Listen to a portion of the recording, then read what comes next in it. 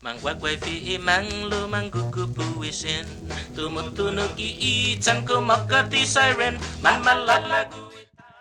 Hafade Todos Hamzo. Fanachu is back once again.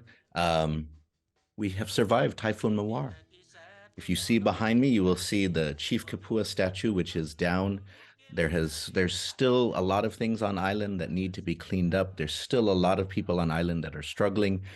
There are government workers that are out there every day who are trying to restore utilities.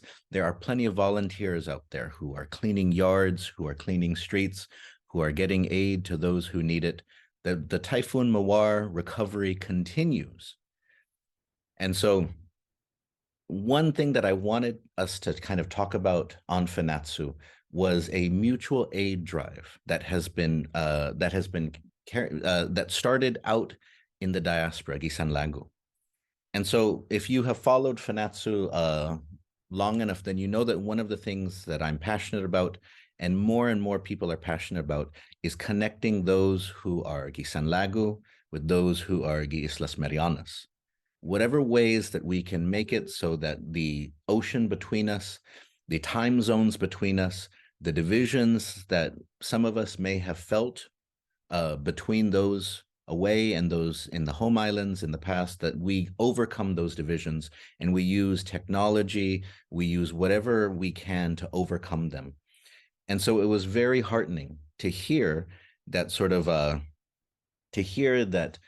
across the United States, tied to different cultural groups, nonprofits, clubs, individuals, that this campaign to come together with mutual aid for those of us in Guam and in Rota, that it was being undertaken. It was very inspiring. And so because I remember even just like a generation or two ago, sometimes people would say, a typhoon hits the island. Sometimes people say, hey, that's what you get for staying on Guam. It's so nice out here in Vegas. It's so nice out here, We don't got to deal with typhoons. We don't got to deal with government corruption, And so I remember sort of hearing that, I remember hearing about that. So it's very heartwarming to see sort of the care and the concern. We want the Chamorro people in so many ways want reunification, not just across the Marianas, but across the Pacific. And so mutual aid is one of those ways that you can bring the ties that bind us closer together. And so I want to welcome to this Fanachu episode. We have three individuals here who are participating in the Inafa'maolek Mutual Aid ginen Sanlagu campaign drive. And so I want to give each of you a chance to sort of introduce yourself. Tsetlu Heidi, Hago Finetna put for what? Afade Todos Hamzu, si Fafa'na'gue Heidi Chargalaf Quenga, Sumasaka Giza Long Beach, Director of Kutturan Chamorro Foundation. This is our 30th year of being in the community, and just other spaces that I am in with the Pacific Islander Health Partnership, the Vice President based out in Orange County, as well as the Southern California Community Response Team for Pacific Islanders, SoCal Pickard, some of the work that we've been doing through COVID and now out of COVID. So yeah, shout out to my family, Gibadan Tatahu, si Familian Carabao, Tautau Piti, then ginen Sinanao Familian Godzu, Tautau Parisville and Tumani. Sidzus Marsein. Biba Familian Carabao Hungan. So, somebody just asked me last week, are there still carabao on Guam? I was like, oh, there's plenty of carabao. There's the carabao family, there's the carabao mangoes, and then there's the carabao too that you can ride at the Chamorro village. And so, Sidzus Setlu Heidi, Tåddong Hago Pago put for what? Avredos Hamzu Guahusi Tadon, lo Inan, Husi Alex White, Tomorutsu, Familian Leon Guerrero White, Tautau Manila, San Didasco Cruz, Tautau Santa Rita, Sumasaga Gita Tano Inatsun, I Tautau Poma Wapoza Niwak. And I am just humbly one of the organizers of Inafa'maolek Mutual Aid. And really it started from so many of the the students and community members from your language groups, Sinyo. Just a lot of people, we're all talking with each other on WhatsApp about, you know, just kind of checking and seeing if anybody got any updates on anything, and just like, what do we do? What do we do? And just that kind of sense of feeling of helplessness and not, you know, wanting to be there with my family back home, Gitzaguahan, and but not having that opportunity. And so just kind of put out the invitation to folks in all of your language groups, and just saying like, hey, how might we support our relatives back home? And just in the span of 48 hours, 100 people joined the group. And yeah, we've all just come together the last 3 weeks, and we'll talk more about those efforts. But yeah, just grateful to be connected with everyone here on this call. Si Zeus mas ay gov bonito ano na story. It's so touching. I mean, it's so touching. You know, or Janai, let's get to you now, and then I wanted to share just a little bit about Inafa'maolek and how we can really see the spirit of that in this. Janai, put fabot. Hafide, I cannot introduce myself that well yet in Chamoru, but that's okay because I'm still learning. That's why we attend those classes. So originally stateside, Southern California, went to high school in Santa Rita. Family is Santos Toves and Castro Limtiaco out of Sumai and Santa Rita. We don't have any family nicknames for some reason. We're just one of those families, but yeah, I just know Tåddong from the language class and saw his call for help and volunteers, and I'm like, let's do this. So yeah. Zeus Masi. No, thank you all for coming and for being here on this episode of Fanachu. I mean, you know, I wanted to what's it called? I wanted to talk a little bit before we get started, because the name of this is the Inafa'maolek Mutual Aid ginen Sanlagu campaign. And so I wanted to kind of share an image. This is from a typhoon in 1914. And so this is a Chamorro family sort of gathering after the typhoon has passed. So they're sort of taking stock of things around them.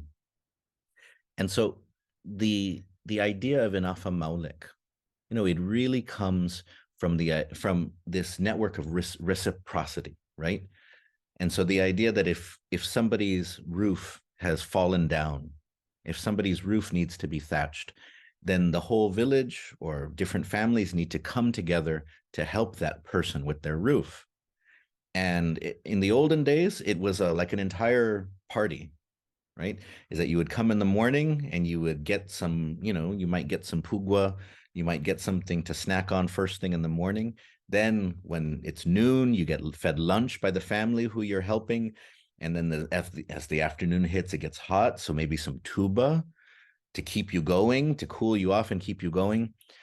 But everyone gives up one day with the knowledge that when their roof has fallen, when their roof needs to be repaired, all of those people are going to come and help them. So you each give up a day to go and help others. And so, you know, so what I love about this is that it's not, you know, that sometimes people think of Inafa'maolek as like charity and generosity. And that's part of it. You want to give, but it's also about maintaining a relationship. And so that's what's so beautiful when I see the Inafa'maolek Mutual Aid ginen Sanlagu post, is that it's people who have ties to Guam, who their families may have left Guam a few years ago, a generation ago, 2 generations ago, but ultimately they're saying, you know, we have a connection to this place. So we have a responsibility.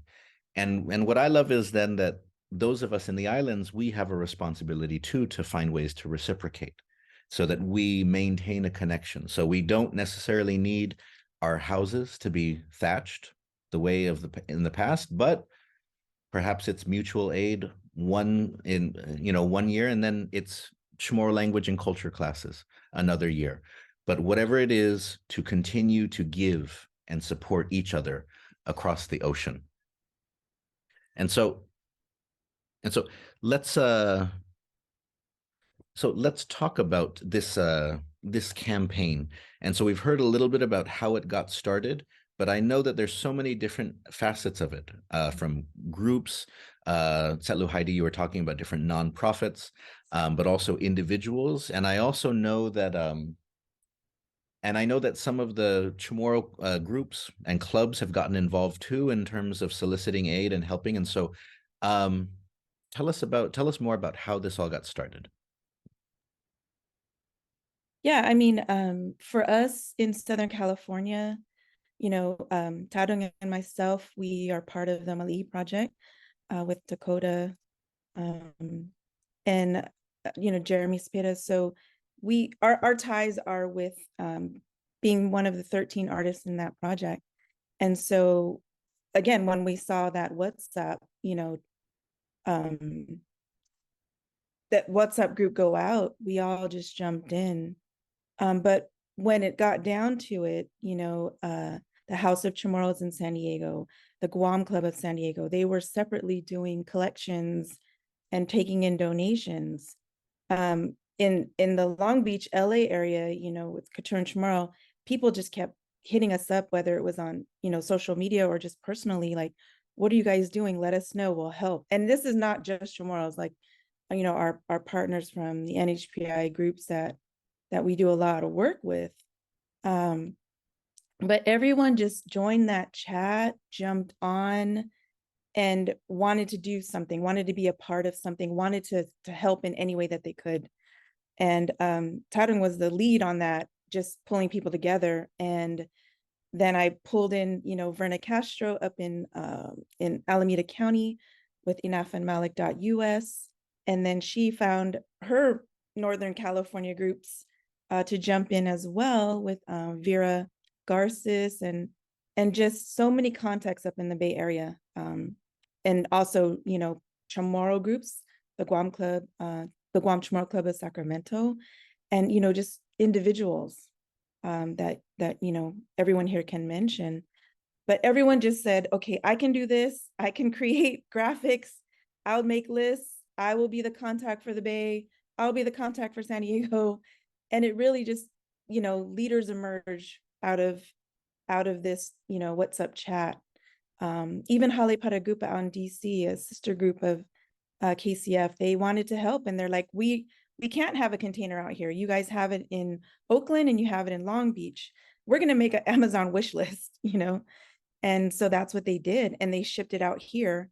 And it's going to be on the, it's going to make it onto the Long Beach container. So that's just some of the connections that we made. And a lot had to do with the language classes that you provide, as well as, the community work that a lot of the orgs are connected with, in regards to just work that we do in the NHPI community. Oh no, Sidus Masi for that. And Chamorros are very good at organizing. They're very good at kicking back too. They're very good at Chamorros are very good at waiting for somebody else to get something started, but once it's started, they tend to be on. That's I always tease, because Chamorros, they don't want to be the first and they don't want to be the last, but when it comes in the middle, they're down and they will give 1,000%. But if you ask, like, do we have any volunteers to get this started? Oh, they're all in the back of the room. They're all praying the rosary, they're all doing this for that. But so that's why it's so Tåddong. I wanted to, because one of the things that I love about you, Tåddong, because when my language classes ended for this last session, we were talking about the importance of mata'nga or minata'nga as a cultural value. That, that for much of our colonial experience, Chamorros prize not being confrontational, not causing a scene, not sort of making any noise or causing any problems. But this then leads to a problem where when we face big things, then we kind of feel like we have to stay silent, or somebody else needs to take care of it. This is not our responsibility, right? But the importance of mata'nga is that sometimes somebody needs to go outside everybody's comfort zone to get something started. And so I appreciate you, Tåddong, because whenever there's ever any issue, like Hogo Kalangi, I Mangas WhatsApp, nai. Whenever there's any issue that started, Tåddong is there and he's like, I've started a WhatsApp group. Estige link, put favor if you would like to join. We're gonna get this party started. This fandango is gonna get started and it's not gonna stop. And so Tåddong, talk about sort of what that was like, because what it was like sort of just organizing everyone, getting, like more than 100 people into this WhatsApp group to get this mutual aid going.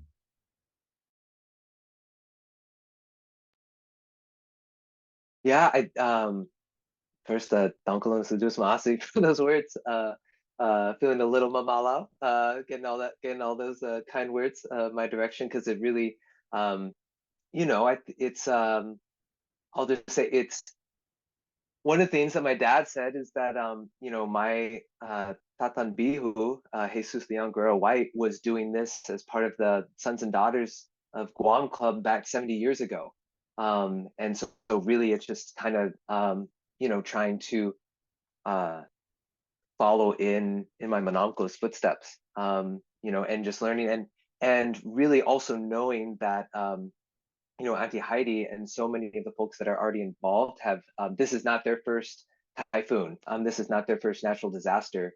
And so really, there's so much that I have to learn from the folks who've organized all these efforts before. But I think that the thing that's different this time around is that we have this platform that we, even more than say 20 years ago, the amount of accessibility and the amount of connections that have formed, even like since the pandemic, how much more of a connection there is between the islands and back here in Turtle Island, and all of those ingredients together. Really, I don't feel like there's like I can really take credit for that. Really, all I did was extend the invitation, and everyone else created this together. And so it came from really, I think the impetus was, watching the typhoon approach the island, and then not hearing from my family, especially like my uncle Ton Tahiran, who's in Taufofo, just not knowing exactly where the eye went over, and he was one of the last family members that I heard from, and so it's just really. I think part of it was kind of like a coping mechanism too, for just that some of that fear and stress and anxiety of not knowing how our family is doing. It's like, well, this is what I can do in the meantime to fill that up.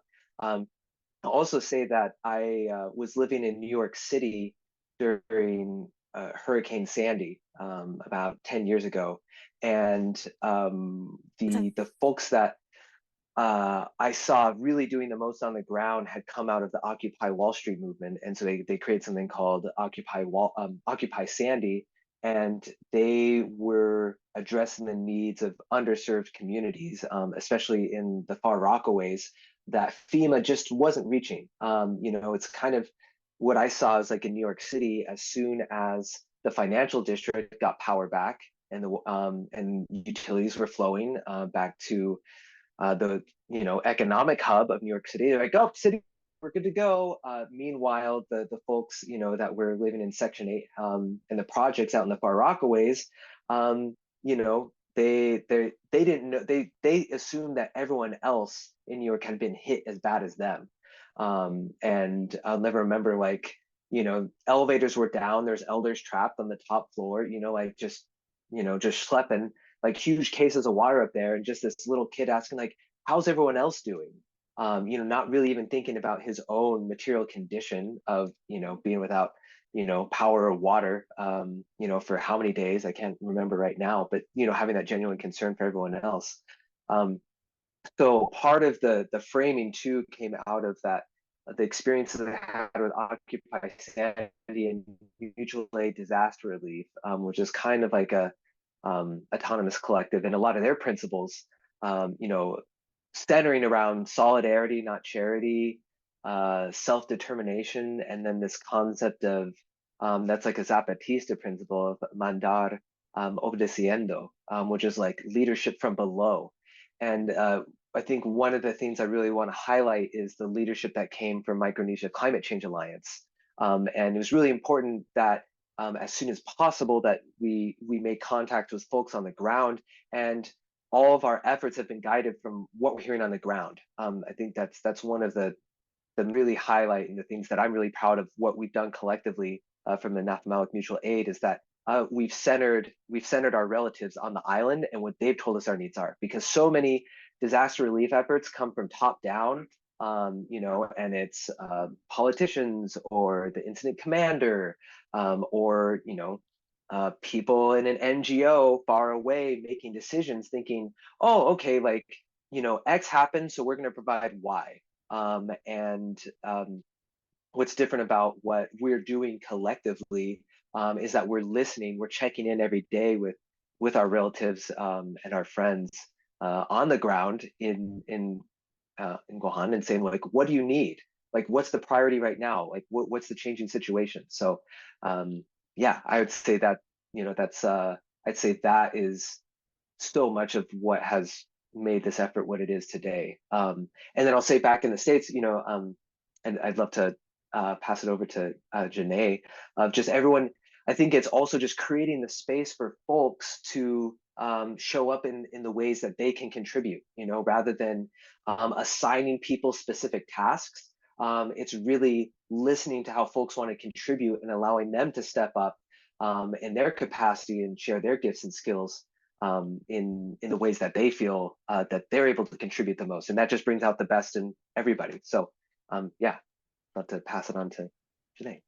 No, si just masi. Janai, por favor, go ahead. You know, I kind of feel a little bit like not so much the odd one out, but maybe more what those that aren't so connected to strong centers of Chamorro identity. I grew up in Southern California. My grandparents, you know, I love them, idolize them in a lot of ways, but they taught me so much. But I'm currently in the inland Northwest, and there are like maybe 4 Chamorros that I know. And you know, when this typhoon was hitting and going over the island, you know, I was talking with my mom, and they're like, okay, our phones are about to die. You know, the anxiety and the stress. And I was there for, you know, Pong Songhua, so I kind of have, you know, a frame of reference, but it's so different when you're not there. And what I was doing is I started making a few videos on TikTok of being like, okay, so I'm just gonna kind of anxiety blab here a bit. And what ended up happening was other Chamorros who were on TikTok were finding, you know, my video. It's not like super viral or anything. Don't want it to be kind of like my small little, you know, anonymousness. But we were sharing the experiences of not being able to contact our family, not being able to, you know, get information, and just that waiting period. And then so when Inafa'maolek Mutual Aid started, I'm like, I can do something. And so I've just been trying to get other people to realize, hey, even though you're stateside, there are ways to help back home. You can't go and clean up the greenery and all the trash and all of that, but you can send supplies, you can send financial aid. And I'm just thankful that there was an avenue to do something. Because it's really hard when you're so disconnected, you don't realize how much you're missing that community, that home space. So that's where I ended up and how I ended up here. No, but I think that Janai, your example is the beauty of it, right? Is that not the top down approach, right? In which sort of it's all sort of defined by photo ops, right? But instead sort of the approach, the community approach. And then also highlighting the fact that, that it's only made possible that everyone plays a role. And as Tåddong was saying, right, that the goal is create a system in which people who can give just this much have the ability to give that. People who can give more, but that way sort of you revive that sense of community through the giving. And so whoever wants to answer this or sort of tackle this one, the issue of mutual aid, So I have heard some people on island who are not as familiar with the idea of mutual aid. Sort of, so when you use that, what specifically does that mean? Because, you know, everyone on island is familiar with things like just charity, you know, and just kind of like, you know, Salvation Army, Goodwill, sort of stuff like that. What is it that makes mutual aid different, though? I can touch on it a little bit. Okay. But mutual aid is, you know, it is almost the definition fits of Inafa'maolek, which is that, you know, the mutual respect, the reciprocity, the giving and receiving of aid, or, you know, goods, or however, time. But it's always reciprocal, and it's always helping anyone and everyone. It's very equitable. And, you know, it doesn't have a price tag on it. And it's what you can give. And then in return, when you also need, you know, assistance, that it's mutual, that it'll be returned to you.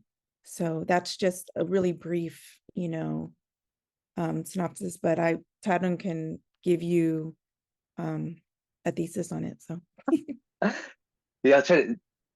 Oh, just it's I think exactly what Auntie Heidi said. I think it's just some of the other thoughts that come to mind is that it's voluntary, reciprocal, it's participatory, and I think really the focus is that it's being seen as like equals and being with. So much of charity kind of paints a picture of like the helpless victim, right? And that these people can't fend for themselves, or they're so hopeless or helpless or things like that. And this instead shifts it to saying that, you know, that we all of us like have the all of us like are going to face a challenge at some point in our lives. And I think one of my favorite analogies is that if we're all singing in a choir, that in order for the note and the phrasing of the song to continue, sometimes people need to take breaths while other people are singing. And so we take turns taking care of each other.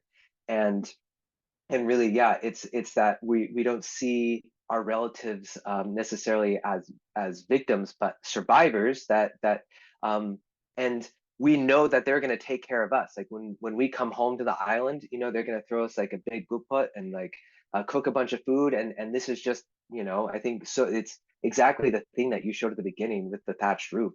And one of the hopes with this mutual aid is that this has a connection and a vitality to it that that people can continue to be supported after Mawar. You know, that it's not a matter if a crisis happens again, but when. And so thinking of, you know, if our relatives in Southern California, Northern California are affected by wildfire, that we can leverage this network again, you know, or folks on the East Coast to get hit with a hurricane or things like that, that really this is Inafa'maolek is so core to who we are of being Chamorro. And so it's yeah, maybe the term mutual aid isn't familiar, but that's why Inafa'maolek comes before it, because it's inherent to who we are. It's ihinengita. It's like our values.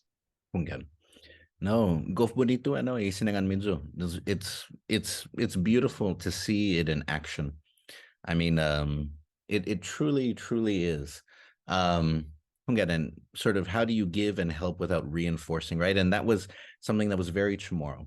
Sort of that idea that through Sensuli, through Inafa'maolek, we're all kind of equals. And so I like the way that this is aid and it's assistance, but it doesn't come with sort of that, oh, those poor people on that island. You know, Zahuano. I like that. Again, and I like what you mentioned there as well, Tåddong, about sort of the idea that this can persist sort of beyond sort of the catastrophe and its wake.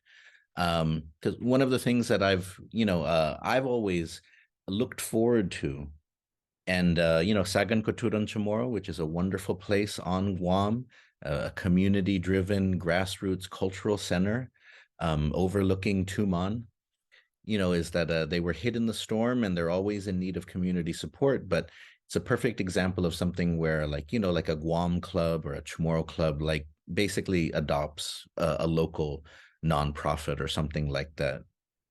That looking into the future, that coming out from this, that a connection is made, and then it's there to kind of prop up something like Sagon Kutturan Chamorro. That's one thing that I'm always hopeful, because that's something where it's, where like one club in Arizona, in Nevada, in Texas can just basically say, you know what, like Sagon Kutturan Chamorro, this is what we're going to do every year. We're going to have a golf tournament to support them, or we're going to have like a fiesta and raise a little bit of money to support them, something like that. And so I'm hopeful that this, because I can, thinking back to typhoons of the past, there's always been an interest in what's going on back home, but this is the most organic that I've ever seen it. In terms not just of connecting, but also supporting and helping. Just we've seen from so many sectors, and from people that are used to this type of work, but also from people who are not used to this type of work. And so that's what's been truly, truly inspiring about all of this. Now, I do want to sort of get into some.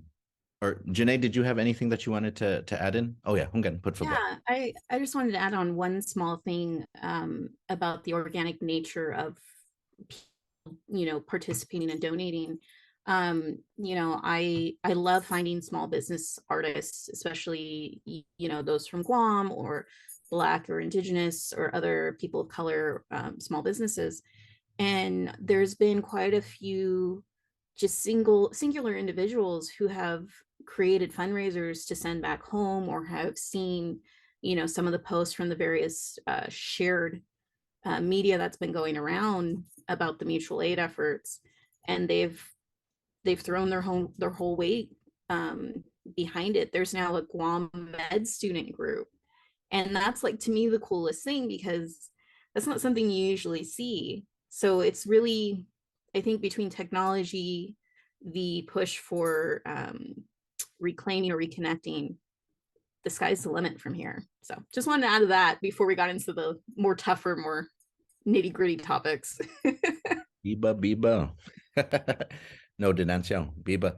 It is, and I think Tåddong, you mentioned it earlier, a lot of this is building off of what the pandemic kind of pushed people into, in terms of Chamorros having to become more tech, conscious or savvy, because you can't gather for the rosary, the Lesodzu anymore, so you got to do it in Zoom. And then suddenly your aunt becomes an expert in how to Zoom. And she's wanting to, and so, but it's beautiful to see the way that it's because I always encounter a lot of people who feel very strongly that technology is our enemy, and I can see that sometimes in how people feel that. But I also know part of it too is that it's only dangerous if you just let it consume you and dictate your life. But if you use that technology to assert your own interests, to basically kind of promote yourself, create your own networks, right? Then it can be very powerful. It can be very powerful. And so that it's so nice to see sort of this in the wake of a catastrophe like the typhoon. And so let's get into some of the tougher issues, because one thing for me personally that I can say, sort of being here after this typhoon, is that with the lack of, with poor internet, cell phone data service, with lack of utilities and so on, there was definitely a big vacuum in terms of media coverage. Like there was one of the things that I always kind of felt, in some ways, felt some relief at hearing, was radio after storms. Sort of that radio stations would run, they would still be out there. And so people could call in and talk about what was going on the island. People could call in and ask questions. Somebody else could call in with an answer, right? That sort of radio became a place, because you can't gather in the same ways, you can't talk in the same ways, and so radio was the media space helped reconnect a community and help find a sense of stability afterwards through sort of those shared spaces, shared voices, shared knowledge, and so on. This time it was very different. A lot of the radio stations went silent within a day or two of the storm, and most of them still aren't back. They're not back yet. And a lot of the sort of the media landscape has shrunk. There's no more Pacific printed version of the Pacific Daily News, for example. Pacific News Center, which had a TV broadcast for a while, canceled. They no longer have sort of a TV broadcast anymore. So we see it shrinking, and we noticed even for us here on island. So for those of you Sanlagu, Mangagi Sanlagu, who are waiting for news, even us on Guam, we're waiting for news, because if you had data, then you had to kind of find stuff on Facebook, for example, like, and Facebook is, for better or worse, the place where what's it called? Facebook is the place where your aunt says that if you don't cut and paste this and share it, then your auntie's going to die. You know, Facebook is a place where that happens. And so a lot of misinformation, whether not necessarily malicious, but just people sharing things and putting it out there and so on. And so it was tough, because, you know, people were feeling a lot of things and people were wanting information here.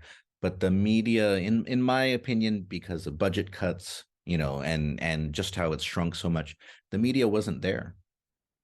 And so it took a while for things to kind of get back to normal. And so because of this, when we're thinking of things like, you know, the military on Guam, FEMA on Guam, the recovery efforts, you know, there's a lot of people that aren't taking a hard look at what's happening. You know, and one of the Forbes magazine put out an article in which it said that, you know, in these recent natural disasters in the States, utilities were restored within a week. FEMA was on the ground and giving out aid within a day or two. And so for us in Guam, though, most people are grateful for FEMA, but it was almost a week before FEMA gave anybody anything. Like, it was strange and bewildering, because we knew that they were here. We knew that dozens of them had come before the storm to get things ready, but, you know, they weren't doing anything yet. And so it was funny, because like a lot of people got their FEMA, their Red Cross rations, like 2 weeks after the storm. And so what are some of the things that from your perspective, where you've been hearing about on island, and that we need to be thinking about in terms of these issues, you know, these issues, these inequities, some of these shortfalls, and so on. And so, Heidi, do you want to go first, or Tåddong, did you want to take this first, or? Oh no, Auntie Heidi, I think with the Kofa, I think is like a great place to start. Oh yes, so let's Tselu, Heidi, let's talk about that, because I know that it did come out that COFA citizens are not eligible for FEMA, and so can you talk about that issue? Yeah, I mean, working with, you know, NHPI partners out here in the States, you know, during the pandemic, the height of the pandemic, when we were, you know, getting, you know, resources and things like that, vaccination clinics for our community, it was so difficult. But it was even more difficult for you know, COFA recipients, especially in Arkansas and in Orange County here in California, because their agreement wasn't renewed. They weren't getting Medicaid, you know, they weren't allowed to get health coverage, and even when they would go to the hospital, it was just, you know, just impossible to have a translator there, you know. And like us, we all live, you know, in communal homes, intergenerational, and you know, they were getting COVID more quick. Our entire community actually was getting it far quicker than any other racial group. And that, you know, statistics have shown that, especially here in California, partnering with the NHPI Policy Lab at UCLA. But hearing that, you know, just the stories of, oh, FEMA's on Guam, you know, we definitely have a large community of COPA recipients there. but they can't apply for aid because it's not part of the agreement. It's the frustration that not yet again, the most marginalized, or even our community, our cousins can't even apply for aid, even though they are on US land, per se, how you want to say it. It's just not fair, and hearing it from your closest friends, from your closest colleagues, and even going straight to the Department of Interior and the Office of Insular Affairs, and them telling us that that request has to come from the governor. It's using and utilizing our voices here in the States and our partners that are in that realm, and taking their stories and making our voices louder, to know that it has to be done. It should be included. And why was it left out? Why was that one of the pieces of the agreement that was left out, was out of negotiation in the most recent renewal? So yeah, it's very disheartening. It is frustrating. And even on another, podcast that we had, it came out, and it was almost misunderstood that the aid that we are providing on our containers is for everybody, and not specifically for just like Chamorros or something. And that really hurt, our feelings, because no, we had to make a correction, and Tåddong stepped up and really listened to that question, and made sure that everyone understands that the work that we're doing, here in ginen Sanlagu is for everyone, and that we did want to work with organizations back home that would amplify this and ensure that they were boots on the ground, and they were going to go door to door, and that they were working with the mayor's council, and that they were going into those most affected areas that really are not getting any attention. So yeah. No, I thank you. wanted to say that. Again, Yeah. thank you for that, because it's people from the freely associated territories, they were, especially in the northern part of the island, some of the worst hit communities. And so to kind of it's unfortunate, but it is part of a long-standing federal policy, just of kind of not wanting to deal with its obligation to those people. But I am hopeful, though, that the governor will come through in terms of that request, because she is the governor of everyone on Guam. And so those are the people that need support the most. And I was it was very heartening to see Nihi and other groups sort of in some of those areas where you have a lot of COFA citizens kind of clearing the debris and helping on the ground. And so thank you for bringing attention to this, and I'm hopeful that gets fixed, because I think sometimes the issues of compact of free association territories versus Guam, that this is an issue that divides us and pits us against each other. But a typhoon is something that should remind us that we all live in the same part of the world, and we all face the same realities, and that we may have different statuses, but this is something where we learn to support and move ahead together. And Yeah. that just because, if they have a different status, they have a different deal with the United States, let's use this then to form our own relationship between our island communities, that we can make each other stronger through this. Let's not say that they don't deserve it because they're not this and that. So thank you for bringing attention to this, because it was something that appeared in the news briefly in Guam, and then it just kind of disappeared. So Sidzus Masi. And it reflects back to even, the thousands that are here too. What if, like, Tåddong said, what if a natural disaster happens here in California or in Arkansas, where a majority of the community lives, and it's like, yeah, they will be unseen and unheard, unfortunately. So we have to band together, and raise the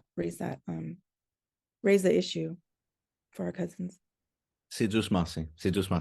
And so, Tåddong, did you want to bring up anything? I know that you've been communicating with some activists on the ground, who have been talking about some of these sorts of issues. And so, did you want to share anything?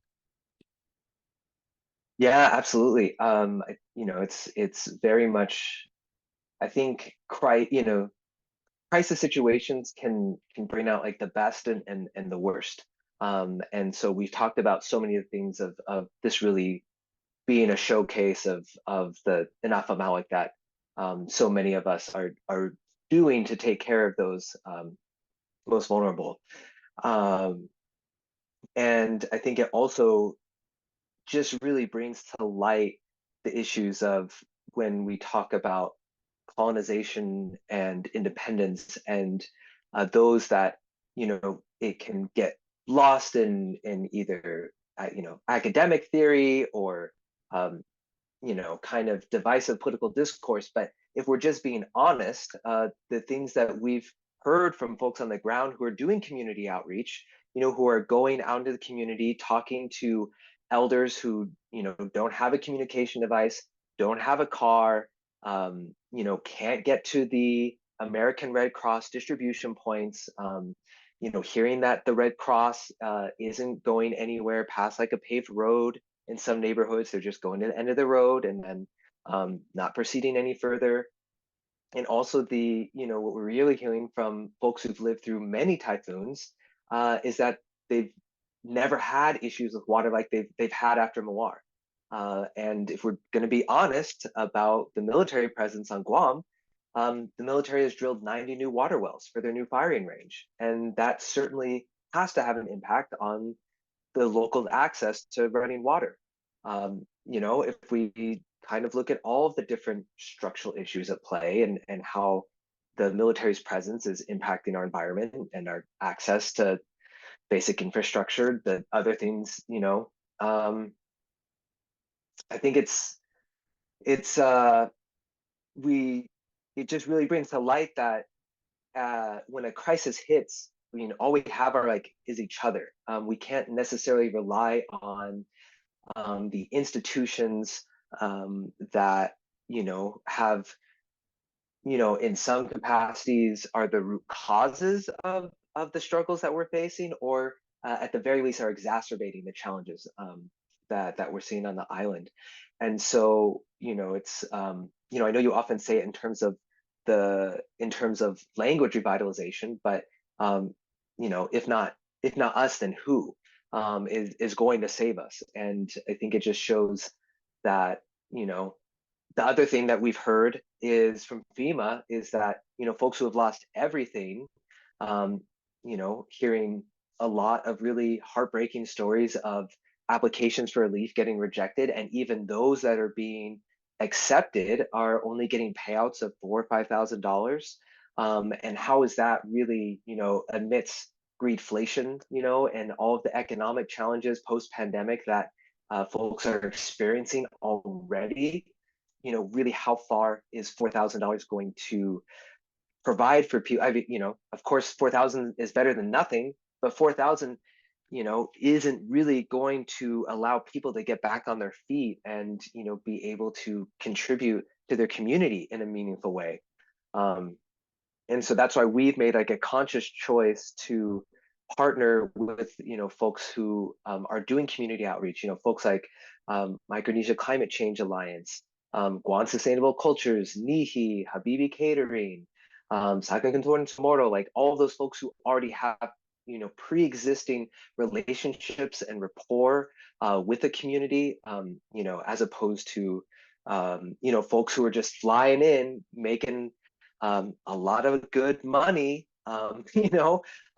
doing inspections and things like that, but don't necessarily have relationships with our elders and our relatives on the ground. So it's something that I think is difficult to name, but that means it's important to name, that we continually reflect, both during times when things are quote unquote stable, and especially during times of crisis, what those structural issues and relationships are having an impact on our quality of life. and access to the most basic thing, like drinking water. Like, why in like the year 2023 did it take 2 to 3 weeks for our elders to get drinking water? Like, why were mayors having to pay out of pocket, for bottled water to get to to folks? So those are just a couple. No, Sidus Masi Tåddong. I think yeah, it's you touched on something that's very important there, but I think a lot of people miss it because usually in a colony like Guam, when there's a catastrophe or a crisis, people tend to feel like we should cling to the status quo, like that. But as you were describing there, a crisis reveals a lot of the problems in the structure. So, even for example, the sort of the quote unquote white knight of FEMA, you can see in the response to territories versus the 50 states, sort of how long it takes for aid to get to territories, the type of aid that they get, sort of all the types of responses, sort of, and it reminds us more of sort of the charity benevolence, right? That you give to reinforce the hierarchy as opposed to you give to elevate each other, right? So we get reminded of that, right? And so even what you were mentioning there in terms of the military, I think a lot of people don't realize, because we tend to think of the military as something that provides economic benefit, it provides all these pluses, but what does it mean to have 1/3 of your 212 square miles be sort of US military bases? It means that you might have resource shortages like this. One of the biggest water sources is Fena Lake down south. And for decades, there was constant conflict between the local government and the Navy, because the Navy, which had taken that land after World War II, pushed out all the families in there to build Fena Lake, was selling water to the local government and repeatedly jacking up the price for the water it was selling to people down in the south. And so eventually the local government had to get off that because they couldn't afford the Navy's water anymore. So, you were talking about sort of the military, and one of the things that's always unfortunate is so many people on Guam have served, they've been in the military, they have access to the commissary, to the base, and then whenever there's a crisis, they get cut off. They're not allowed to go on. And the thing is that, the military is a part of our islands, part of our dependency, is that people, in order to save money, shop on base. And then what does it mean then when suddenly for a month or for a few weeks, you can't buy things at the price that you were budgeting for so long? It messes with your finances. And so we just get reminded and so that's why, even though this is a time when I hear so many people say, well, thank goodness Uncle Sam is here to save us, we also have to be very clear-eyed about the relationship, because even though the help can be appreciated, the help can also be problematic sometimes, and so it's important to remember that. And so thank you for that. Janai, I saw that you also sort of had something to share. Por favor. Yeah, well, so this is my first experience with mutual aid and whatnot. And, to be clear, I completely agree with everything that's been said. I think there's a lot of nuance and a lot of complications to what it is we're discussing. Full disclosure, military brat here, 3 generations, all that jazz, which most of the people who are watching this, there is some tie to the military. And to be Chamoru is to have a complex inheritance that deals with a lot of topics that are inaccessible for people to feel comfortable discussing or critiquing and whatnot. But the one thing that I think unites all Chamorros across the board, Saipan, Rhoda, Tinian, Guahan, Sanlagu, is that we are proud of who we are and where we come from. And when I think of what it is to be Chamorro, I think of it as, one of the concepts is the Inafa'maolek. And so, as Tåddong was saying, was there's only us. There's only us to kind of stand there and help each other. And it shouldn't matter, which what status, what island, and all of that. Because what makes us Chamorro is that Inafa'maolek, to take care of people. We will invite people off the beach to our fiestas. We will invite people to our fiestas walking down the street. And it's such a beautiful aspect of our culture that we should take pride in, especially in a time of disaster. But it feels like we can only do that if we, we step up and we help and we let go of just whatever blocks a person from helping another person. But that's just the first thought I had. But the second thought I had is, when you're talking about Fena Lake, I was reminded today of Red Hill in Oahu and what's going on there, and the struggles that Native Hawaiians, which, looking at Native Hawaiians, the natives of Turtle Island and what they've been through, we as Chamorros should be looking at what they've gone through, and one, trying to help them first and foremost and support and solidarity, but also to try and navigate what's probably very likely ahead for us. And that's a scary thought when, 71, 72 years ago, we were liberated in World War II. And I think that's a lot of complicated thought and theory and nuance that has to be untangled, but you have to open people up to that thought. And I hope that in the wake of all of this, that people are seeing how these things that are supposed to be available to us, to help our people, can be taken away far too easily. And we have to start thinking about everybody and how to make it better for everybody to make good. So that's my little mini rant there, but just, I think, because I talk about this with my family a lot, and I am the outlier one of the group, and I cause a lot of fights in my family chat, and I piss off a lot of my uncle, and thankfully they still love me, I think. But I know that it's hard to take somebody who's so used to the status quo and say, hey, maybe the status quo isn't good for us. Here's why it's not good for us. But how do we make it better for everybody? It's a hard concept for a lot of people to grasp. So. Jesus Masi, I appreciated all of your rants today. Zahu Tåddong sinangan midzu pongo hungan Tåddong. Oh man, I wanted to. So we're almost out of time. But I really appreciate Tåddong bidan midzu, all that you've done. Tåddong sinangan midzu lokwe, all that you've said today. And I wanted to give each of you kind of a chance to share any closing thoughts. And so we'll go youngest to oldest though, for closing thoughts. And so, and you can share if you wanted to kind of highlight where people can find information on where to, in order to support, or if you just wanted to share, if you wanted to give a shout out to your family on island, whether they have power or not yet. I'm just kidding. But we'll start off with you, Janai, who already, you're troublemaker in the WhatsApp chat, day. But that's okay. I really am, and I'm honestly a little bit nervous when this comes out because I'm probably gonna get scolded.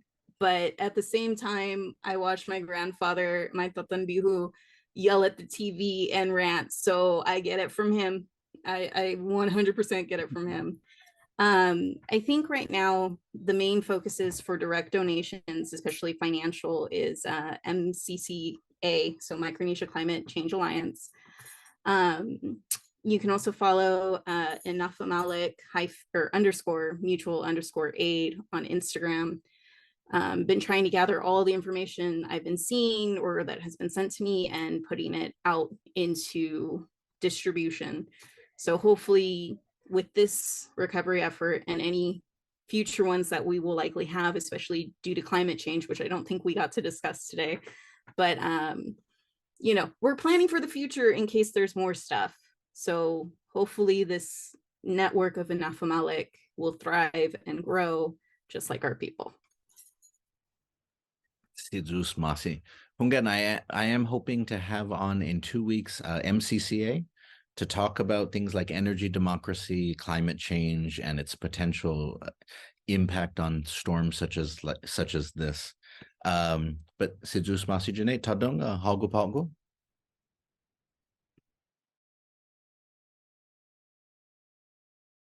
Yeah, just wanting to send Familian Leon Guerrero White, Familian Didasco Cruz, all of my relatives over there.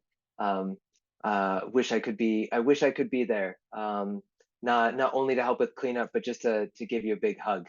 I think that's the hardest thing, is to be so far away and just wanting to tell you I love you.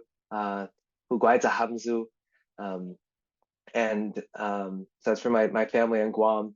And then out here, I think we'd need like another half hour to really properly acknowledge and thank all of the organizations and people that are part of this, because Inafa'maolek Mutual Aid is really just a umbrella of like a coalition of so many incredible people that have we're just the ones talking to you right now, but this is an effort of hundreds of people all over the world coming together. So definitely wanting to Dankalona Sujusmasi Total Hamzu for everybody that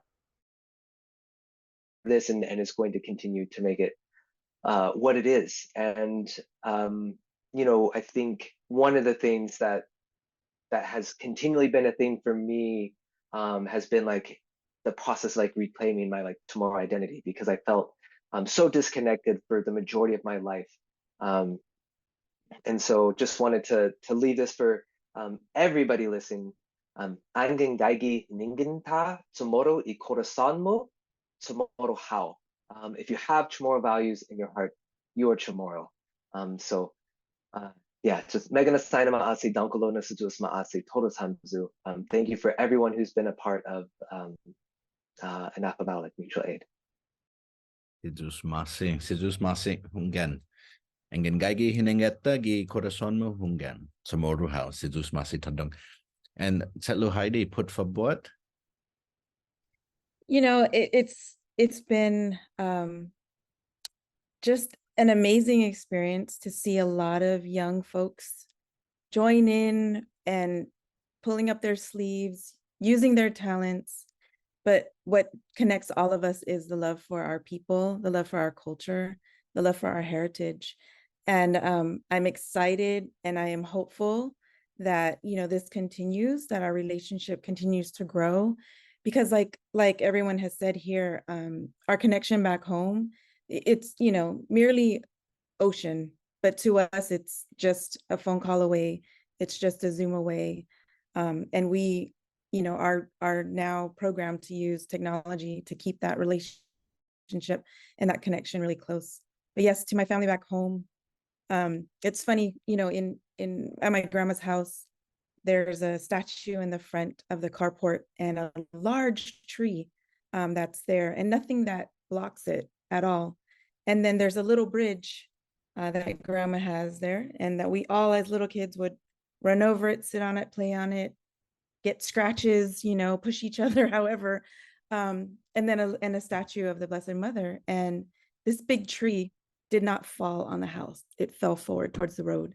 And, my whole entire family, just knows that because of grandma and grandpa, that, the statue there was looking over, because we don't know what that would have caused. It would have probably, demolished the entire house. So grandma and grandpa's house is still there, thank goodness. And my family that is there are safe.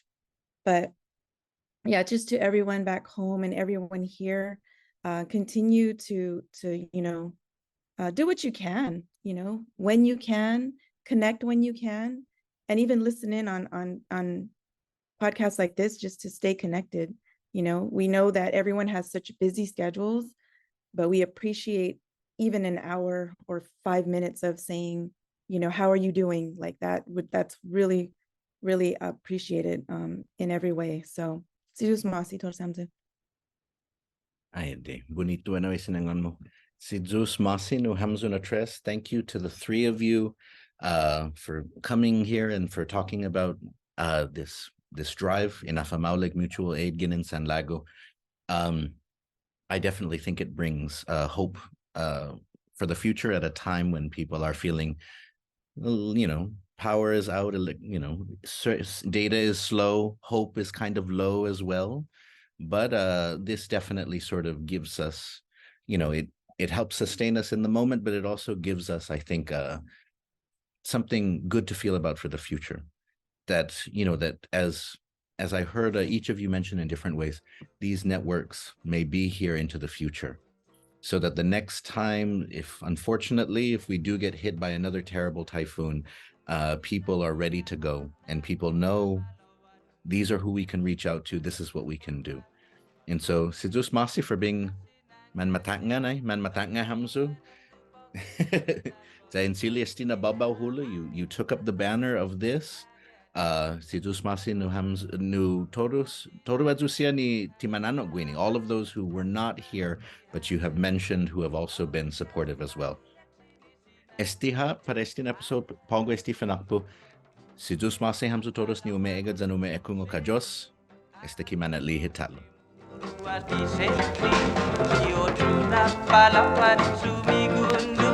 Asogwa uprimu asuseno